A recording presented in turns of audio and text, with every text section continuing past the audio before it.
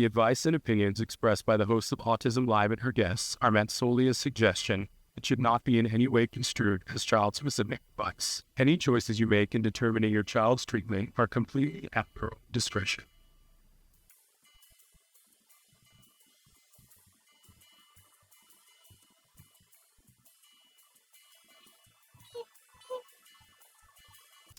Welcome back to Autism Live. I'm Shannon Penrod. I'm so thrilled to be here this morning.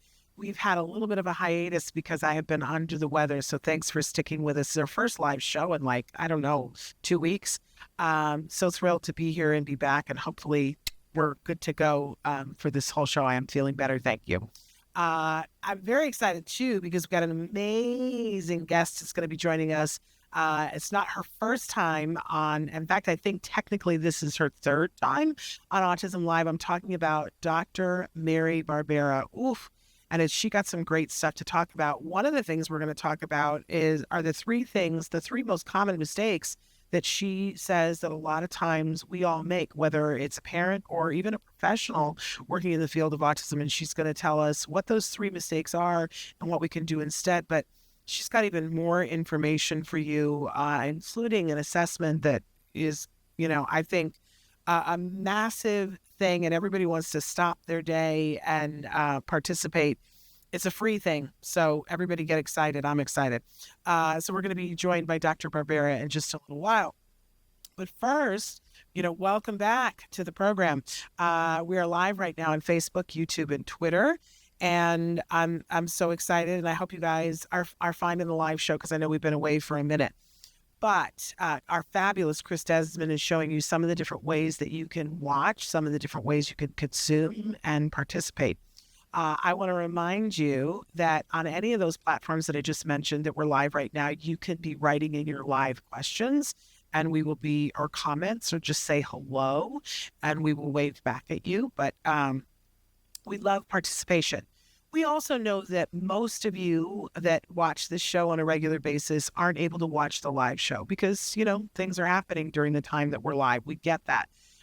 We have two very robust YouTube channels. Excuse me, you can hear it. Beg your pardon.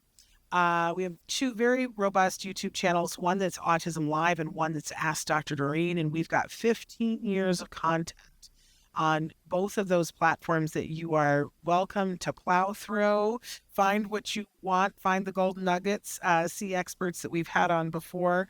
But if you're not finding what you're looking for, or you've got a very specific question, you always have the ability to write in and ask us.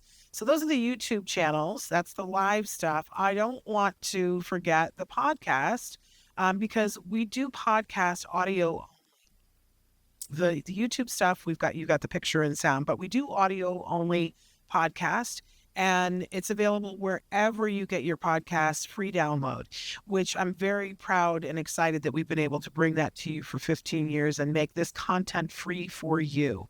Now, we're all grown up, so we know that will come with some advertisement, and I hope that you embrace that. Go, woohoo, this is what keeps the lights on and makes it so that I can download it for free. Some of you, though, have said to us and shared with us that,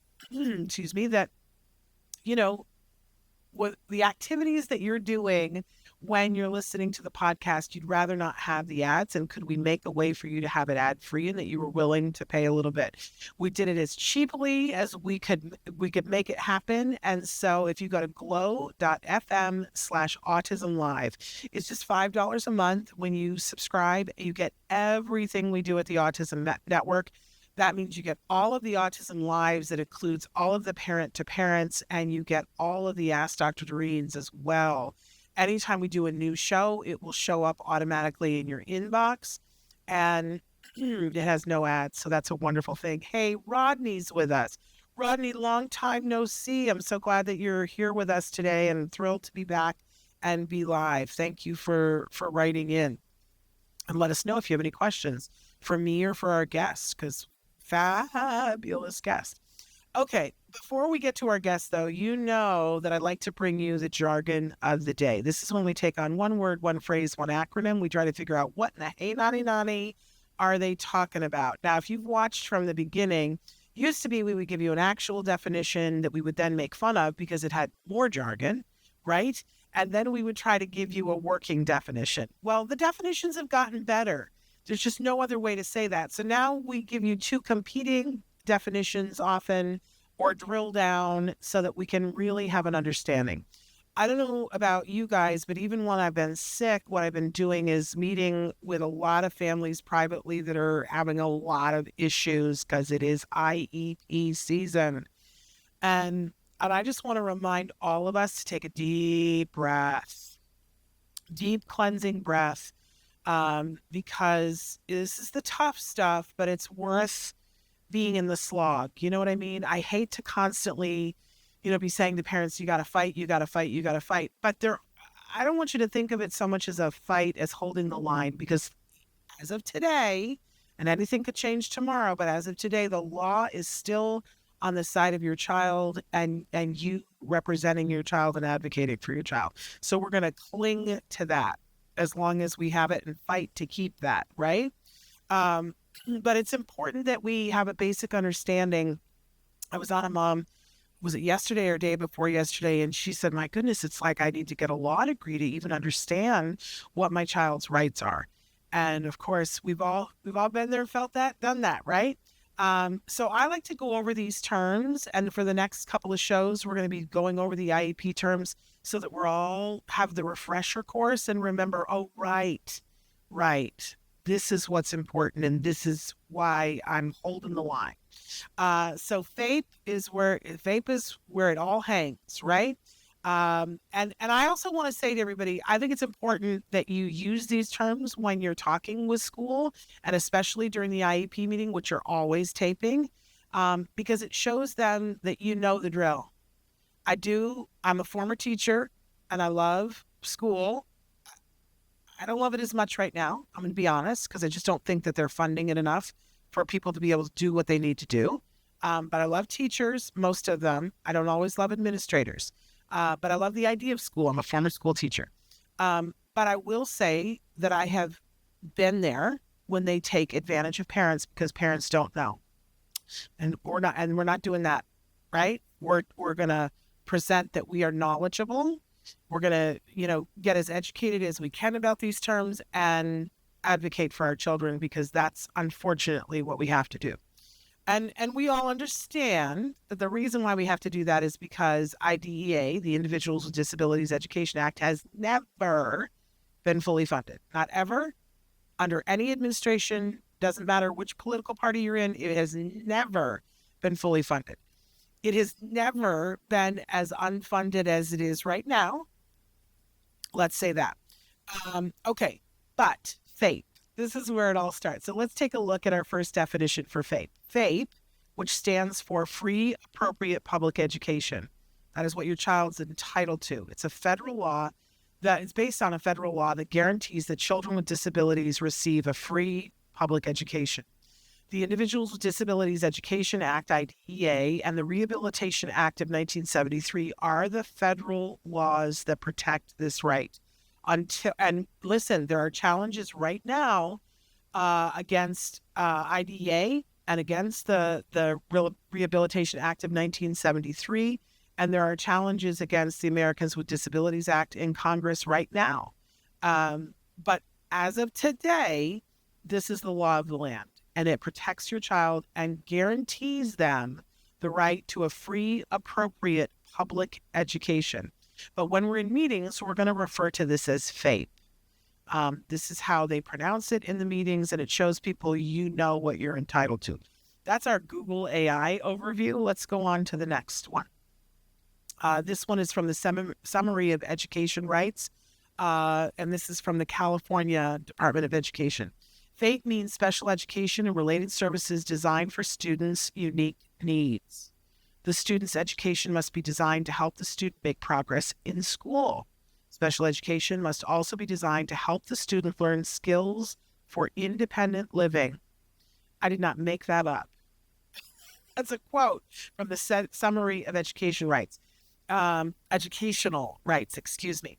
So why is this important? Because so much of what we're going to be talking about in the next couple of weeks as we get into IEP season A lot of you right now are getting, we just did a show about this a couple weeks ago. I would encourage you to go look at it, about being in an IEP or being in a 504. And I am inundated right now with families who have one of two problems. One, that their child has been on an IEP at school and things are clicking along and going relatively okay. And now all of a sudden, the school has said, we want to move your child to a 504 plan, because your child is doing so well, blah, blah, blah, blah, blah, blah. And they're saying it's appropriate. And we did a whole show about what you need to know about that. But the other one that we're getting a lot of is children starting school at whatever age they're starting and being told that their child, even though they have a qualifying diagnosis of autism that qualifies them for an IEP, they're being told that there's no educational need, that the child is doing so well that there is no educational need for an IEP. And yet the child is socially unable to have a friend, is socially unable to get through a lunch period without, things happening and behaviors happening. But they're, schools say, oh, it's only if there's an educational need. And that is not the truth. That it says right in the summary of educational rights, that it has to be designed for them to make progress in school and that it has to help them build skills for independent living, which is how we get things put into an IEP when the child even is like doing so well that maybe they don't, they're totally on track in terms of the curriculum and able to do the work curriculum, but having other issues at school. That's the sentence that we utilize to make sure that we're getting more. Chris is telling me that we have more. Sonia, hello, how are you? So thrilled that you're here. Keep writing in, you guys. We love hearing from you. You're going to love our guest today. But in any case, here's some important things that I want to put in your backpack about faith. We all know what free means, right? Although I've had parents writing in saying that their schools are saying, oh, in order for your child with autism to be here, you have to sign up for this program and it's $300 a month. That's illegal, my friends. So free means free. And if anybody tries to skirt around that, that's so illegal. We all know what public means in terms of education. You're going to go to the public school. And we think we know what education means, although we've had some issues with this where they have taken students and parked them someplace and put a worksheet in front of them, but nobody's actually educating them. The Supreme Court has said that's not enough, right? That they must have a program designed to help educate them. And that de minimis is literally what the Supreme Court said, no. Okay, so education means you're actually educating, not that they're just sitting there. The word that gets the most argument over is appropriate. And this is where we will all argue, because the school has to tell you what they think is appropriate, and that is what they offer in the IEP. And then if you don't agree with that, you have to come back with what you think is appropriate. And so this is where it's a great place to stand. And I say to parents all the time, this is the word that we want to use. It's a trap to say, well, I want what's best for my child. We all, have to embrace the fact that that's not what the law says. The law doesn't say they have to do what's best for your child, but they do have to do what's appropriate. And I don't know about you, but the first time that I had to go into an IEP and argue this, I went to a bookstore, a used bookstore, and I bought like 14 dictionaries. You don't have to do this now because the internet is better. But I looked through 14 different dictionaries to find what the definition for appropriate was until I found one, I believe it was Merriam-Webster, who said that appropriate means effective. And I went in and argued that 68 ways from Sunday. But appropriate, what's great is that you can say to the school, well, can you tell me why you think this is appropriate? And then they will, well, because other children, this is an individual education plan, right? It's a great place to argue.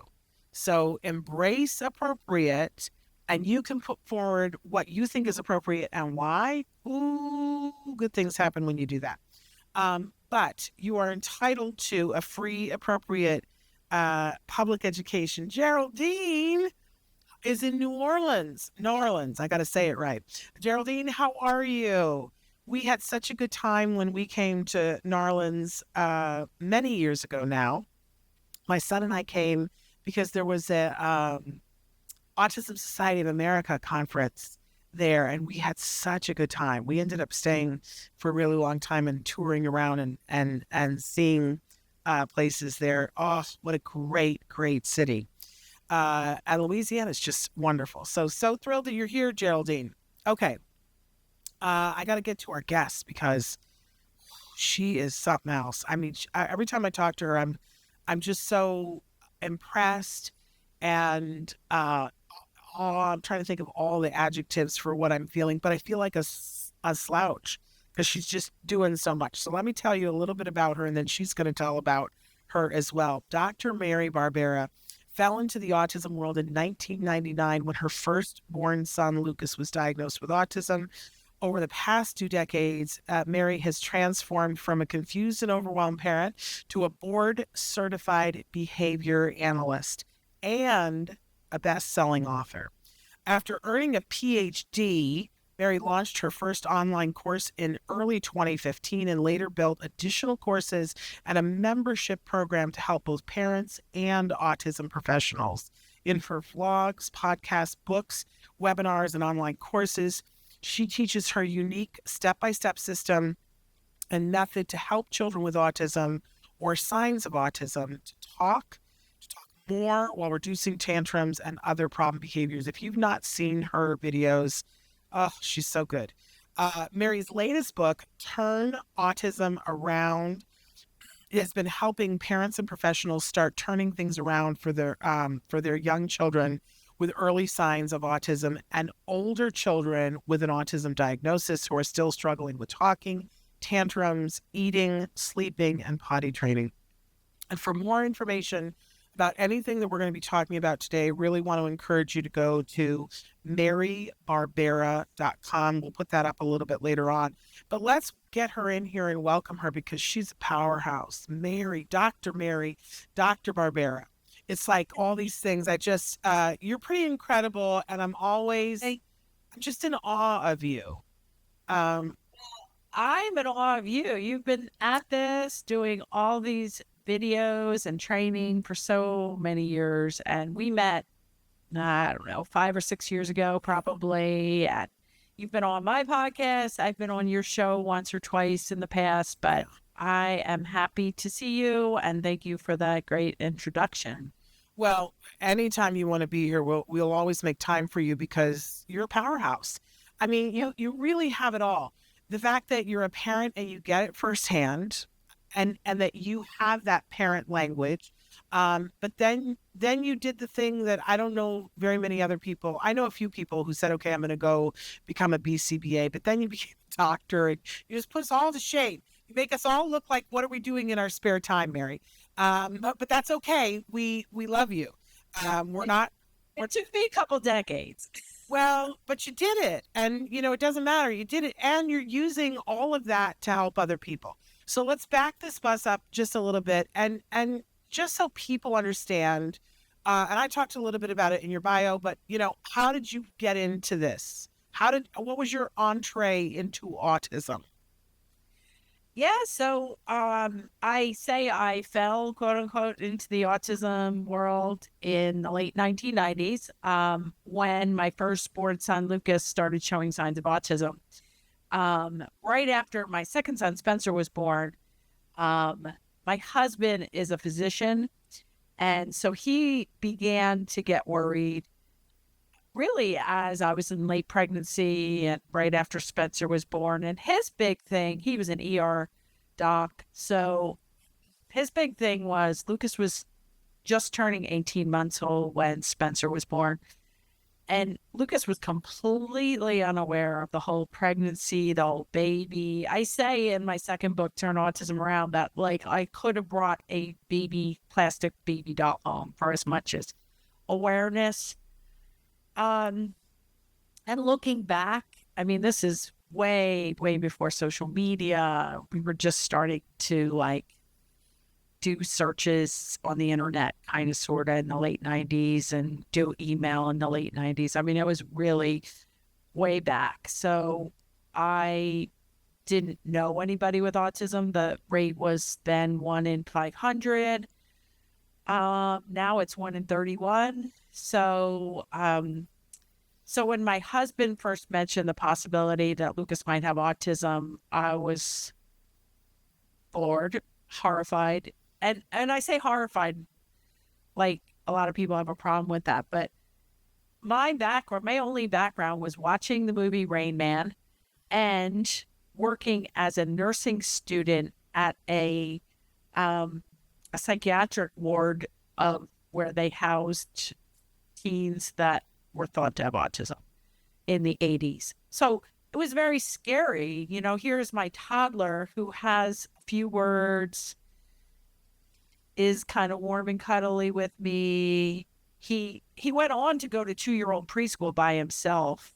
You know, like he wasn't having any self-injurious behavior. He wasn't doing anything really weird. He was just kind of a speech delayed kid who was kind of out of it in terms of like awareness of the whole situation. So anyway, on the day when Lucas was 21 months, when my husband first mentioned the possibility, I can still see it, my old house, the blue carpeting in the family room. And I remember like being like, what? And I told him on that day that I didn't know what autism looked like in a toddler, but it wasn't autism. And I never, ever wanted to hear the word autism again. And I quickly went into this really bad state of denial for over a year. And my husband, you know, I had 2 kids at that point. I'm trying my best. You know, Lucas turned 2. He had some moments, you know, videos looking back and stuff where I saw joy and attention, and I saw, you know, some hope that things were going to turn themselves around. We registered him for 2-year-old preschool. He wasn't having any major problems there. So, but eventually, he did get a diagnosis of moderate to severe autism the day before he turned 3. So from 21 months to 36 months was a very bad time for all of us. And it was the time when I could have, had I had the knowledge that I have now, had I had the information that's in my courses and podcasts and book, I do think that it would be a different trajectory, that Lucas would have a lot more language, have a lot more abilities independence-wise, but that I've learned, you know, that really what is key for all kids and all adults with and without autism is that they become as safe as possible, as independent as possible, and as happy as possible. And we really can't get hung up on the coulda, shoulda, woulda. You know, I didn't know more. I had to learn it so that I could help with the mission of helping families address the early delays so that they can turn things around. So it's all part of my journey. Well, and it's a beautiful journey. I want to just shout out. Geraldine said that she's stopping by to get info for my 9-year-old son. And Jennifer St. Jude wrote in, and Jennifer St. Jude is one of my favorite people on the planet. And boy, a compliment from her is such a big deal. And she said, I love this woman. And she's talking about you. She said, she is amazing and taught me so much about dealing with autism challenges. She is so great. So that is just like high praise from Jennifer. And it's true. And a lot of people feel this way about you because you did take your story and you turned it around. So you went from being a nurse to being a BCBA, and then you got your PhD. Really impressive. Really impressive. And you know, you have this is your second book, we should say, Turn Autism Around, but it's a bestseller, and everybody should get it. And you also have a podcast of the same name. And we were at the top of the pile of podcasts for so long, Mary, and then along came Dr. Barbera, and we can't beat you. I just say it, and I say that with all humility, because it needs to be said. But thanks a lot. But I love it because people are getting information, so all good. And you offer more than that. We're going to talk about all of that in just a minute. But we told people that you were going to come and tell us what the 3 common things, mistakes that we can fall into as parents or as even autism professionals. Will do these 3 things that aren't the most helpful, and that you've got some advice about what those things are and what to do instead. So help us out. What are the 3 things? Yeah, so a lot of people, they either present to parents or they present to professionals. And I've always been one to want to present this information to both, everybody, all at the same time. Because I do think that there's a lot of professionals that are also parents, kids with delays, kids with autism. There's a lot of parents that, like me and you, Shannon, who dive in so deep that we basically have to become professionals to learn what they're doing. So these are the 3 mistakes that I think are really getting in the way for many, many children. The first one is waiting for a diagnosis, waiting for speech therapy to start, waiting till a child turns 3, waiting till their next birthday or next well visit to discuss concerns, waiting for, the next season, the summer, the fall, after the holidays, after vacation. And meanwhile, just like I waited for so long, over a year, but it wasn't like I had Lucas in the closet waiting. I was trying things. I just wasn't putting things together. So I think waiting for anything, is going to almost always lead to further delays, bigger gaps, bigger inability to catch milestones up. For instance, like even my husband, who recognized the early signs more than I did, he really thought that when we brought Lucas to the developmental pediatricians at Children's Hospital of Philadelphia, the day before he was 3, that he would get a mild autism diagnosis. And so when the doctor said it was moderate to severe autism, my husband was even surprised. But, when he was 21 months of age and functioning at, just say, a 9-month-old level for expressive language, which I think was probably spot on. And then so 21 months, he was functioning at a 9-month-old level of expressive language. Now at age 36 months, he was also still functioning at a 9-month-old level. Or maybe just say, I don't think this was the case, but just say he was functioning at a 12-month-old level for expressive language. Like that's a whole lot harder to catch up. And that's why I really, wrote Turn Autism Around. The subtitle is An Action Guide for Parents of Young Children with Early Signs of Autism. But there's chapters on talking, tantrum, safety, early signs, picky eating. There's a chapter on potty training. There's a chapter on going to the doctor's, dentist, haircuts without a fuss. So at the same time that I'm talking to parents without a diagnosis, because the wait list for a diagnosis might be 9 months to 2 years, you can't afford to waste that time. I'm also saying that if you have a 9-year-old or 6-year-old with a diagnosis for 3 years and you're still struggling with any of the things that I'm teaching, you need to dive in. And, it's going to be a slower go, because the most of the time your brain is most plastic, most changeable in the first, year after delays start. And the earlier, the better. But it's also not too late to help any. It's never too early. It's never too late. But we all have to dive in as much as possible. And I love that you're pointing this out. Waiting is first. Yeah. Go ahead. The waiting thing is we all have done it.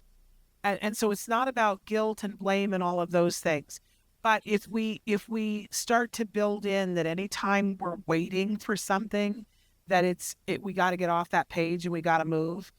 My mother used to say something, and I say it all the time now, do something even if it's wrong. And I don't want people to go and do something that's wrong, but sometimes I used to do a talk called The Amazing Paralyzed Woman, because if I wasn't sure that it was right, what I would do was get paralyzed, which is waiting. I would wait for some sign that this is the direction I should go. So I don't want people to jump off, cliffs and do things that are wrong, but you got to keep moving. And I think that's what I'm hearing, because the waiting thing is to the detriment of everything. And parents I'm sure they say it to you too, but parents say to me all the time, but I'm not sure which thing to do. And I always say to parents, it's possible that you'll do something and you'll go, okay, I want to do something else. And then you can change your mind. Yeah. Doing nothing is not the answer. Anyway. Okay. Right. Or, yeah. And I think that's totally the case for everybody. When I was trying to, going to be pursuing a master's in nursing, a lot of my friends were doing the nurse practitioner track. And I was at this, meeting at University of Penn where I went for my master's, and I was really leaning towards nursing administration instead of nurse practitioner. And this professor said, education is never a waste. If you go down this path and take a couple courses in nursing administration and you decide that you want to do the more clinical aspects, you can always switch. Or when my typical son, Spencer, who's now a physician, took undergrad classes, and he's like, I cannot stand that class. It's like, well, that's good. That's not your career, or, he doesn't like this rotation in med school. Okay. Yeah. You're not going to be an OBGYN. That's not for you. So when you take action and move forward, you can see, even if it doesn't work like slam dunk work, if it feels good, if your child's happier, if you're less stressed, you're like, okay, I think I'm going in the right direction. Absolutely. Well, Dr. Mary, Geraldine has said, you read my mind. We'll look for your book. And your book is available pretty much everywhere, right? Easy to find. Amazon. It's in this book, Turn Autism Around. It's in 10 languages.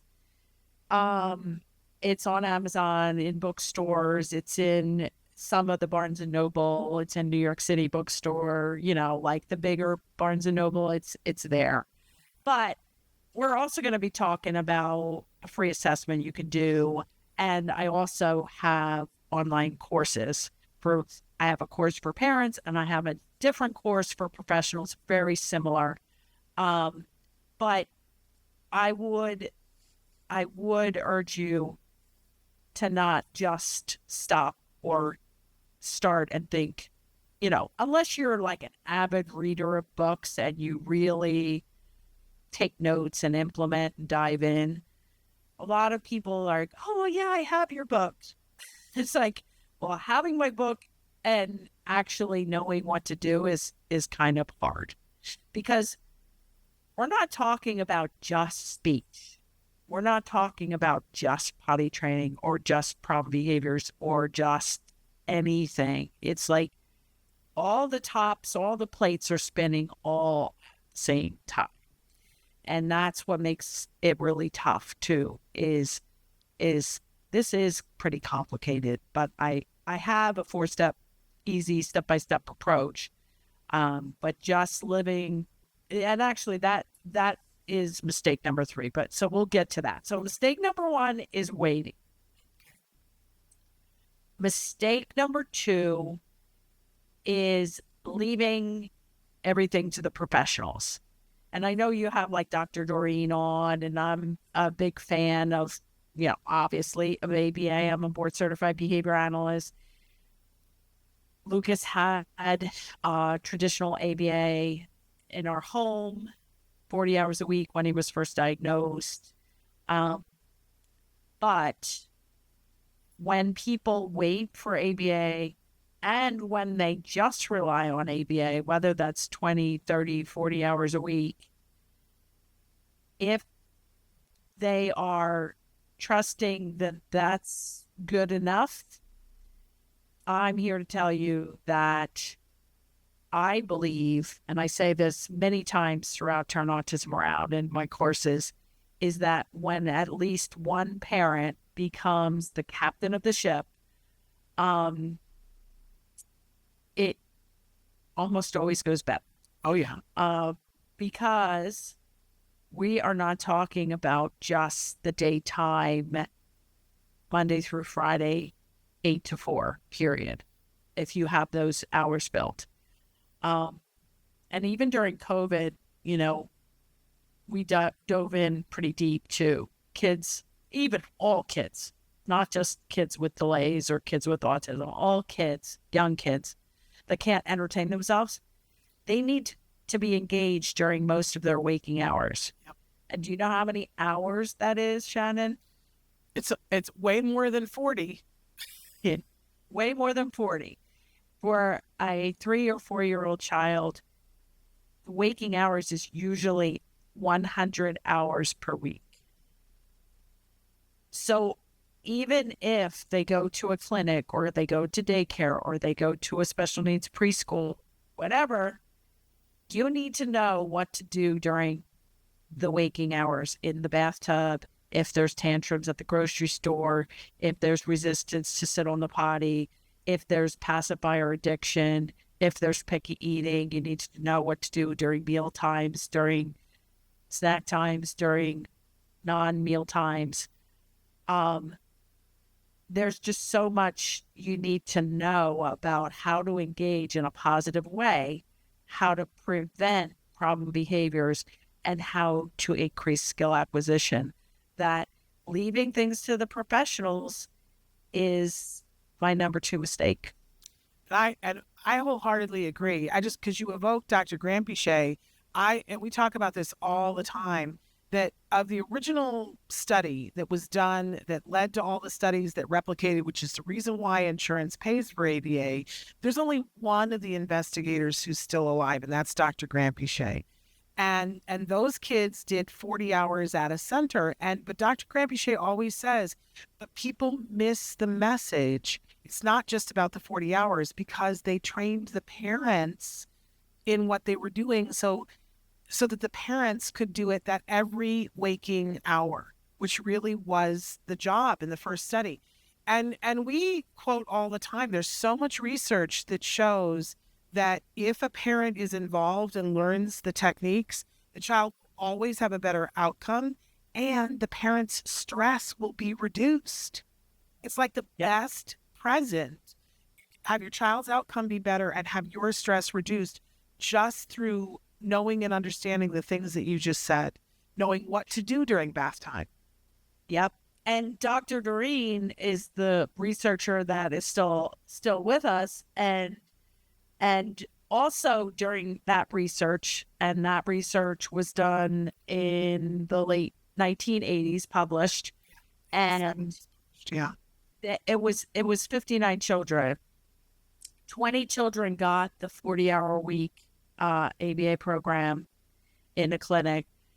The next group, the control group 1, got, I believe, 10 hours a week of that same ABA 1-to-1, 10 hours a week. And the other control group got whatever was available in the 80s, a little speech, a little OT, a little teacher time, little eclectic preschool, which sadly in the 1980s that was occurring. And that's exactly what most of our kids out there still get. So anyway, out of this main experimental group, the 40-hour week driving to a clinic these groups were not randomly assigned, which was a limitation of the study. And guess who drove the kids to this 40-hour week? It's the very gung-ho parent, the highly educated gung-ho parent who had the money to pay for the gas and had the time. Okay, so that in itself, and there are other studies to show that when a parent takes the lead, kids do better. Absolutely. And so that has always been, because I always took the lead, yet for the first couple of years, I had to learn what to do. Yeah. So I took the lead, but I didn't know what I was doing enough. I mean, Lucas had the best of the best, but it still wasn't enough, in my opinion, in terms of those waking hours, in terms of, everything I know now. So mistake number 1 is waiting. Mistake number 2 is leaving it to the professionals. Any additional thoughts before we move on? No. Let's get to the third one, because I know we have other stuff we want to talk about too. Yeah. So mistake number 3 is piecing together random tips and tricks. And getting books, getting my book, watching. I had this woman, Ruth, and her son was Elijah, and she came on a call. It was kind of like an on the fence call. Do you want to join my online course? And her son was 5 at the time.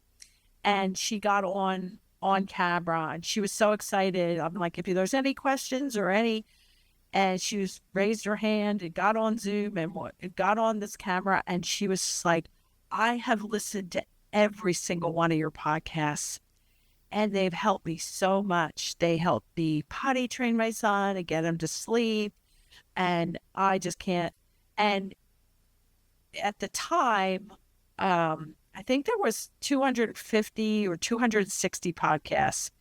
And I figured out just listening to those podcasts and watching this podcast, I think it was 168 hours of content. Yet her son was 5 and he still only had pop out words. He wasn't talking. He wasn't imitating. He wasn't like, she was so excited to tell me. And that's why I'm like, don't just go out and buy the book. Like especially if you have a young child, time is of the essence. You are super gung-ho.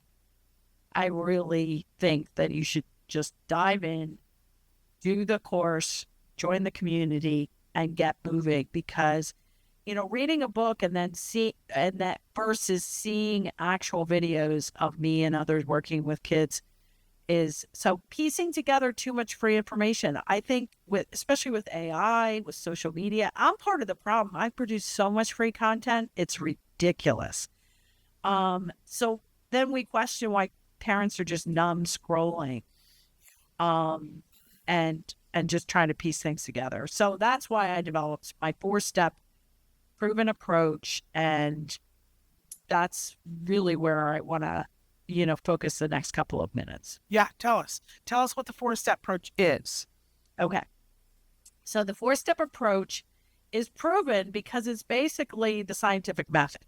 When you have any problem, you have a plumbing problem, you find a lump somewhere, you have a chronic cough, you assess, you have an assessment done, which is what I'm going to talk about.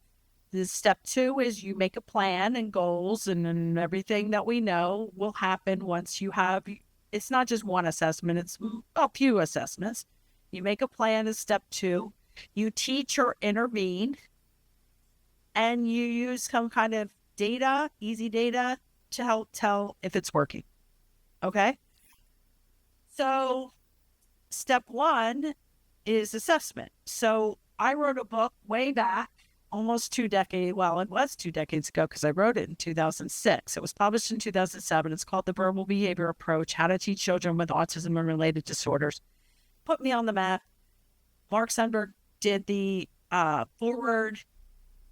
It is required reading for a lot of behavior analysts. So a lot of people know me because of this book. I traveled all over the world, did international keynotes, workshops, And in the back of this book is an appendix. And one of the appendices is a 5-page assessment that I developed to get a snapshot of all of these issues all at the same time. So 5 pages. And then when I wrote this book, page 49 of Turn Autism Around is a 1-page assessment. And that is this 5-page assessment in 1 page. Okay, good.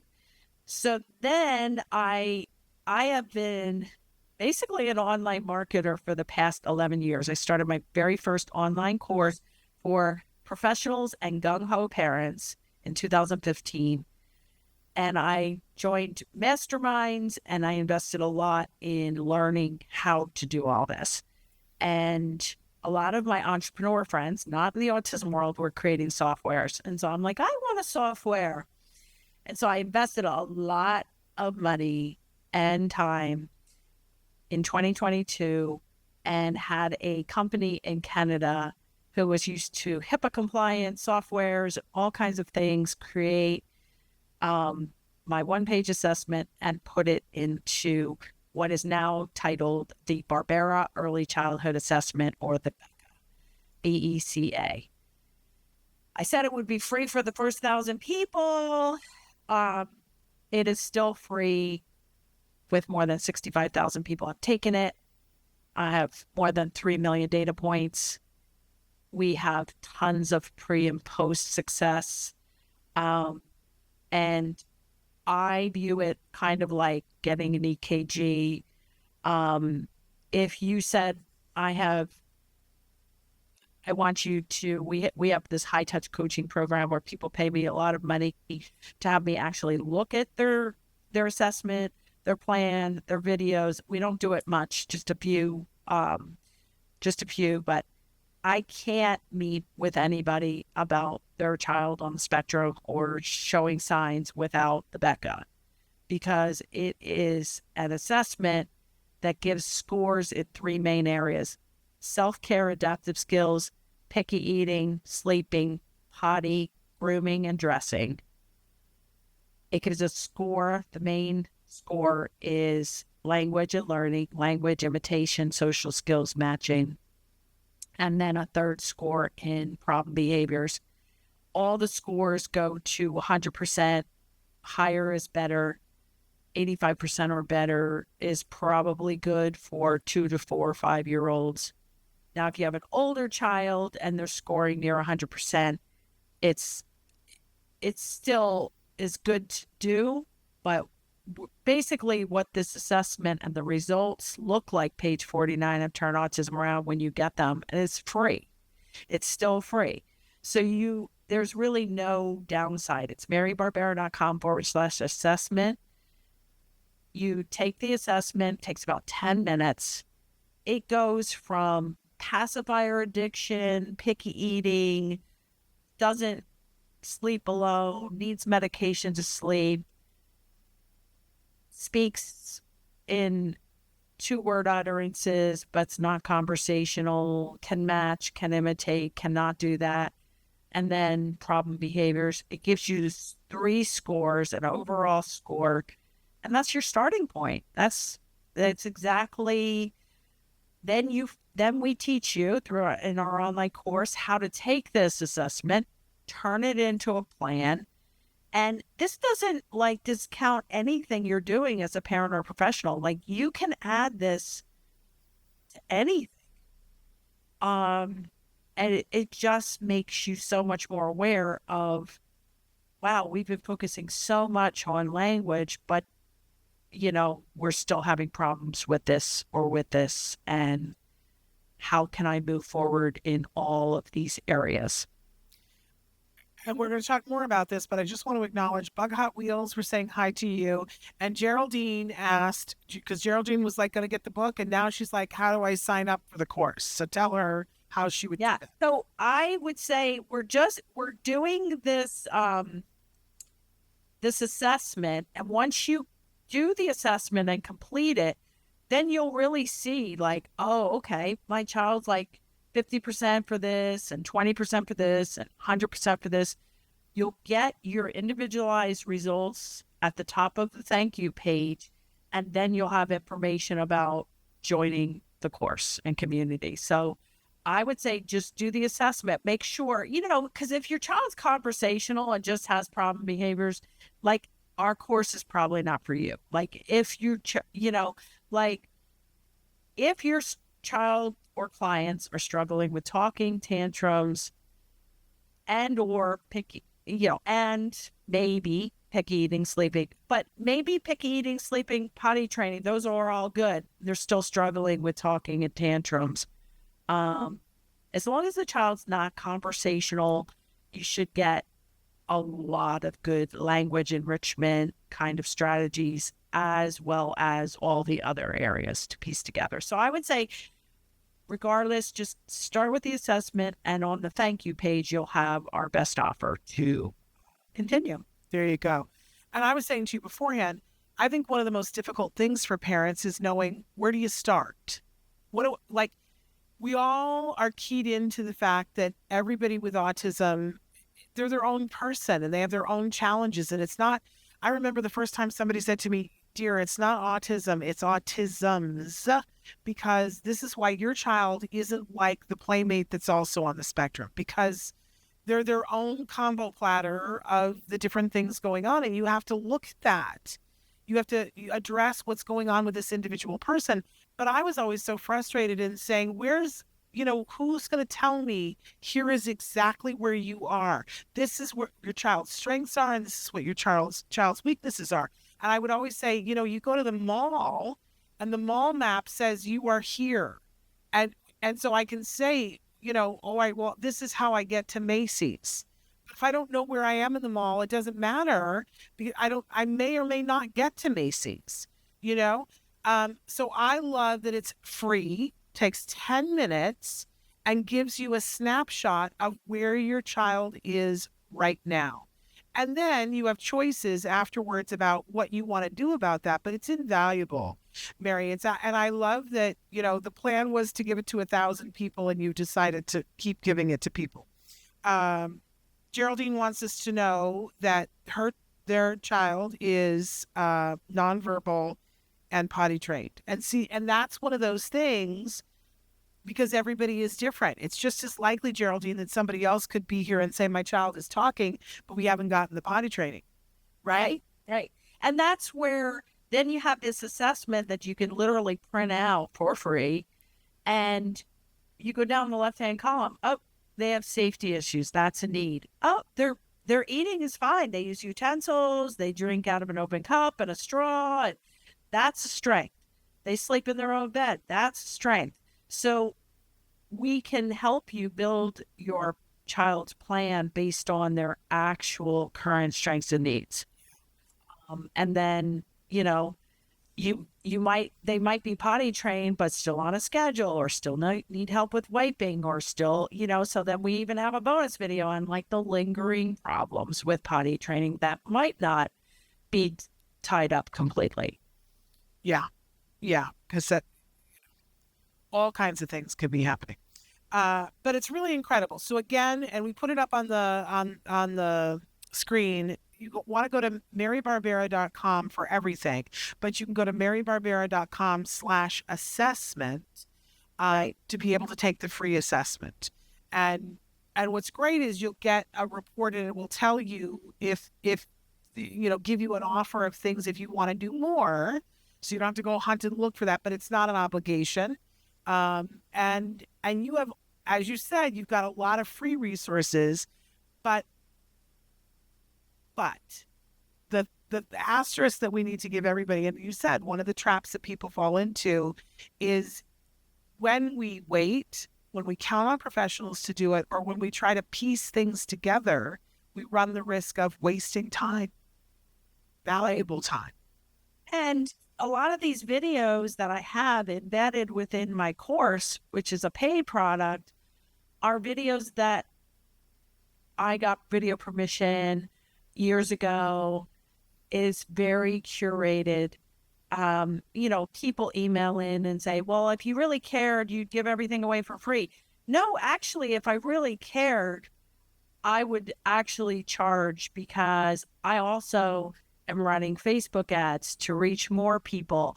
And I am on a serious mission to change the way autism is detected and treated around the world forever, not just during my time on Earth. So I have a full-time team member, myself. We have all this software and, and these things, especially advertising, takes a lot of money. And so, you get what you pay for. If you pay more attention. That's the thing I've learned over the years. Is like, I've taken so many online courses, how to play piano in 21 days, how to do webinars, how to lose weight, how to use, everything. I've taken online courses, and I can tell you that if you buy my course, take my course, do all the activities as prescribed, participate in the community to get support if you get stuck, if you have issues, and you complete the course, you will see progress. Like, we will help you see progress. There's just no way. I mean, if you just buy the course or buy the book and you don't take real systematic action, then I just can't guarantee that you're going to make progress. Yeah. But like you said, Shannon, there's no obligation to buy. You do the assessment, you can at least get a snapshot. And maybe financially right now, it's not the time, but, you'll be on my email list, get the book, start diving in, because there is a lot you can do, whether you have 18-month-old who's just showing signs or an older child who's still struggling in a lot of areas. There is a better way. And I think I cracked the code on, especially when at least one parent wants to take control of the whole situation. And I have to say, too, you're particularly good at wording things in a way that people can get them, instead of, that there's a lot of, and it's one of the things whenever I'm in front of BCBAs, I say to them, okay, you got to stop with jargon. It's so off-putting. And I think that's because I'm a nurse. So I used to work with neurologically impaired patients, and the doctors would come in and give them these horrible diagnoses, or, use really big terms. And then I, as the nurse, would go in and give them the layman's point of view and try to, have empathy. So I do think that a lot of my background was just perfect for this fall into the autism world. Well, and to everybody's benefit, I have to say, Geraldine wrote in and said, this is the best birthday present. And today is their birthday. So Geraldine, happy birthday.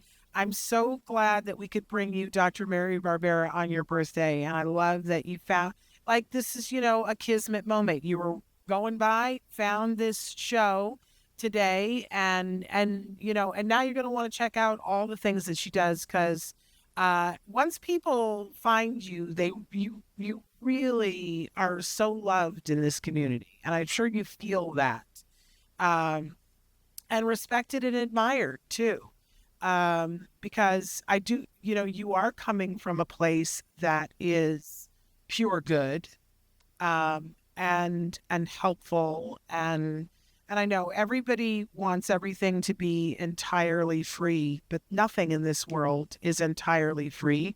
And unfortunately, when it is, we don't often get the result. I used to work in the theater, and there are times, and Broadway theater, and there are times when they call it papering the house, where they have to give out free tickets to a Broadway show that's about to open, so that there are people there before it gets reviewed. And it's the hardest thing in the world to give away free Broadway tickets. It's hard. You wouldn't believe it, because you'd think people would just line up. And people tend to like the show better when they pay for it. Like everything else, people don't value things that are free, unfortunately. Yeah. So, but not only that, everybody, as you said, you have overhead. Like, what would be wonderful is if some very ridiculously rich person paid for your program to be in everybody's house. That's what would be great. Yeah, but the other part of that is it's not just the money.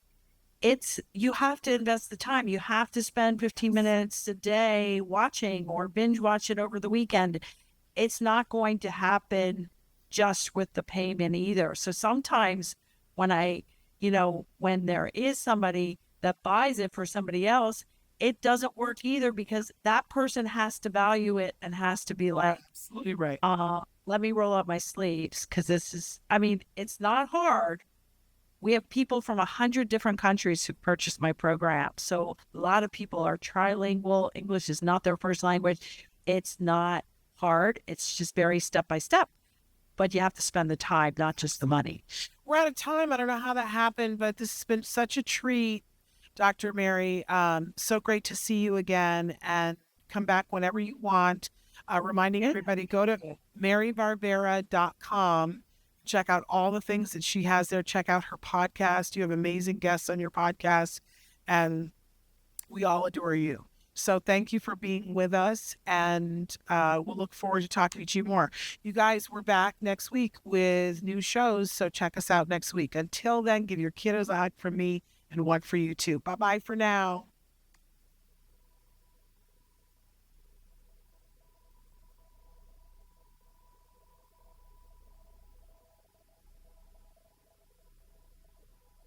If you found anything helpful in this video, please give us a like. In fact, make sure that you smash that subscribe button on YouTube and give us a like on Facebook.